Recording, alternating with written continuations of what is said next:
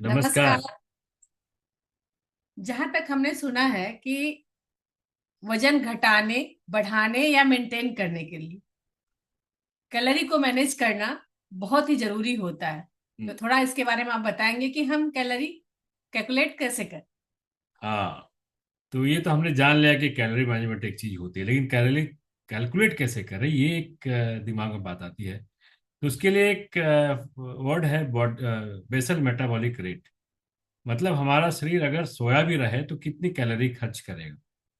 तो basal metabolic rate के हिसाब से हमें कैलोरी चाहिए, क्योंकि हर शरीर की रिक्वायरमेंट अलग अलग है। फिर भी इन जनरल पुरुषों में 2000 से 2200 कैलोरी की जरूरत पड़ती है, और महिलाओं में 1600 से 1800 कैलोरी की जरूरत पड़ती है इन जनरल।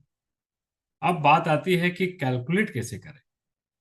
तो हम जानते हैं कि हम जो खाने में अपना प्रोटीन लेते हैं, फैट लेते हैं, कार्बोहाइड्रेट जो हमारे मैक्रो न्यूट्रिशन है, जो बड़े मात्रा में चाहिए, इनमें कैलोरी होती है। तो जो सिंपल कैलकुलेशन ये है, देखिए पहले तो उसके बहुत माइन्यूट्स में जाना नहीं चाहिए, हम परेशान नहीं होना चाहिए, फिर भी जानने के लिए जरूरी है कि जो प्रोटीन होता है उसके 1 ग्राम प्रोटीन में 4 कैलोरी होती है, और कार्बोहाइड्रेट में भी 1 ग्राम कार्बोहाइड्रेट में 4 कैलोरी मिलती है।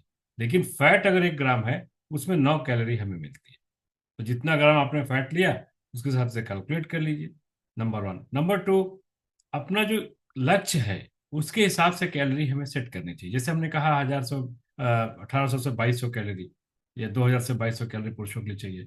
वजन घटाने के लिए अपनी कुल कैलोरी जो है उससे 500 से 700 कैलोरी कम खाएं, जिन्हें वजन घटाना है। जिन्हें वजन बढ़ाना है, उन्हें अपनी कैलोरी जो भी उनकी नीड है उससे 500 से 700 कैलोरी अधिक ले। जैसे मान लीजिए हमने एवरेज रखा है, समझिए 2000 कैलोरी चाहिए पुरुषों को, तो जिन्हें वजन घटाना है वो अपना 1300 से 1500 कैलोरी ले। जिन्हें बढ़ाना है वो 2500 से 2700 कैलोरी ले।